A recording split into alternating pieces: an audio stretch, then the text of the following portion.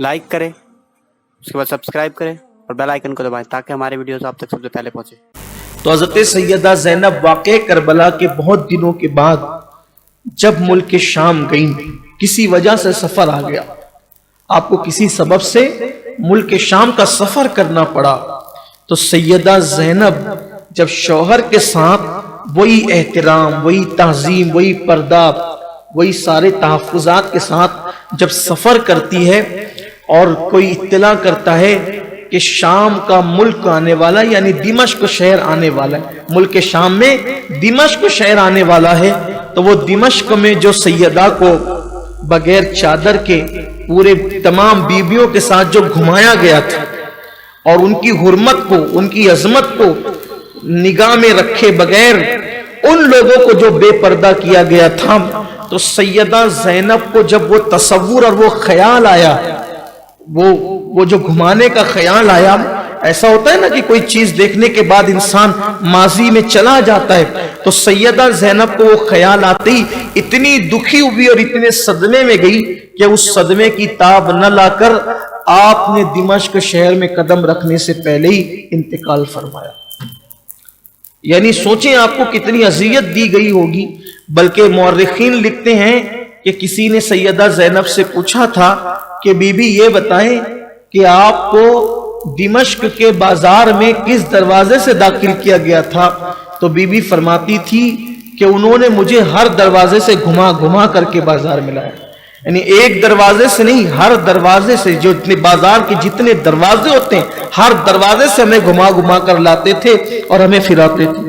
सैयदा पाक को इतना सदमा हुआ कि आप ताब न लाकर दिमश्क शहर के आते ही इंतकाल फरमा गई और दिमश्क शहर के बाहर सैयदा ज़ैनब रदी अल्लाह ताला अन्हा को दफन किया गया।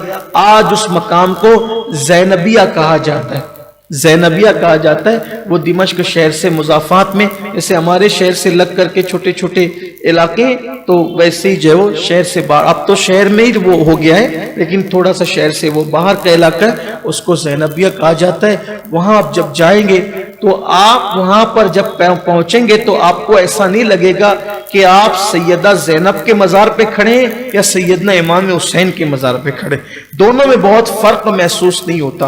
और मेरा क़याम तकरीबन ज़ैनबिया में अल्लाह के करम से 8 दिन तक रहा। मैंने 8 दिन वहां क़याम किया। रात के अक्सर हिस्से मैं वहीं पर सैयदा पाक की बारगाह में बैठा रहता।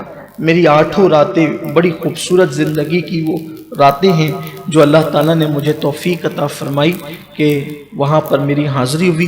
बड़ी दिक्कत तारी होती है और जो लोग सैयदा ज़ैनब पाक की ज़िंदगी को जानते हैं तो उन पे तो मज़ीद एक अजीब सी कैफियत तारी होती है। बड़ा अजीम मकाम है। अल्लाह ताला आपको, हम सबको उस दर अक़दस की हाज़िरी की सआदत अता फरमाए कि फिर करबला के बाद इमाम ज़ैनुल आबिदीन हर दिन रोज़े से रहते और पूरी रात इबादत करते, नवाफिल पढ़ते, हत्ता कि जब रोज़ा इफ्तार करते वक्त आपके सामने पानी रखा जाता और आपके सामने खाना रखा जाता, फिर आपको करबला याद आ जाती और आप खाने और पानी को देखकर इतना रोते कि रोते रोते बेहोश हो जाते। आप इतना रोते कि रोते रोते बेहोश हो जाते करबला को याद करके। हालांकि जब वो काफिला मदीने मुनव्वर आया तो हज़रत उम्मे सलमा इतना रोई कि वो भी रोते रोते बेहोश हो गई। कई मर्तबा हज़रत सैयदा सुगरा फातिमा वो रोते रोते बेहोश हुई, कैफियत हुई। इमाम पाक की भी यही हालत होती कि जब करबला याद आती आप रोते रहते, बहुत रोते, और कभी कभी रोते रोते आप होश खो देते। बहुत कम लोगों से बातचीत करते, बहुत कम लोगों से गुफ्तगू करते। फिर ऐसे हालात हुए, लोग आप से आकर बातें करते।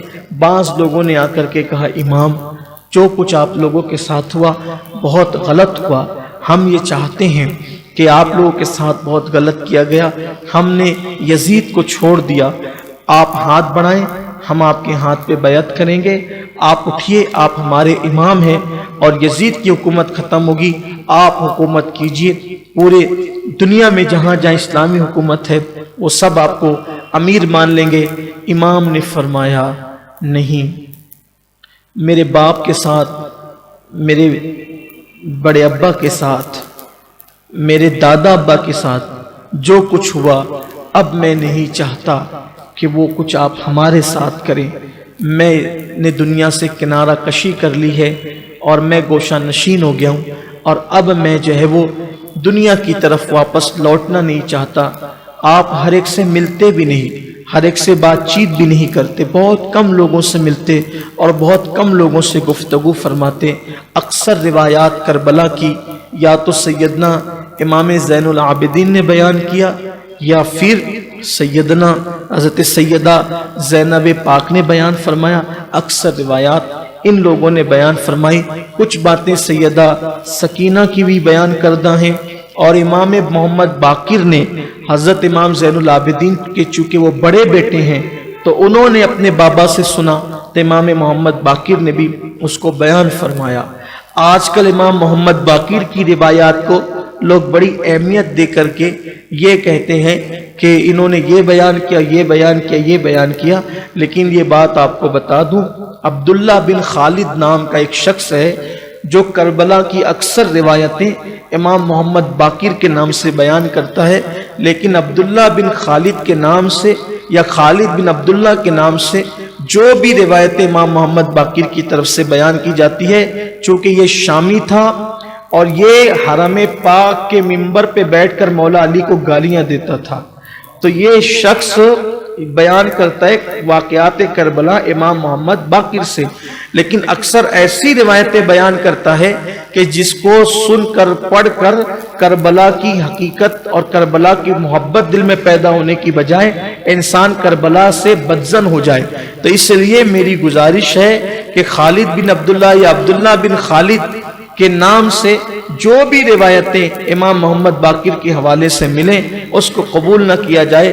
اکثر اس وقت بدعقیدہ جماعتوں کے مولوی اور خطبہ اسی کے حوالے سے ابن خالد یا ابن عبداللہ کے حوالے سے بیان کر رہے ہیں، اور وہ راوی وہ بیان کرتے کہ امام محمد باقر سے روایت ہے، امام محمد باقر سے فلاں نے سنا.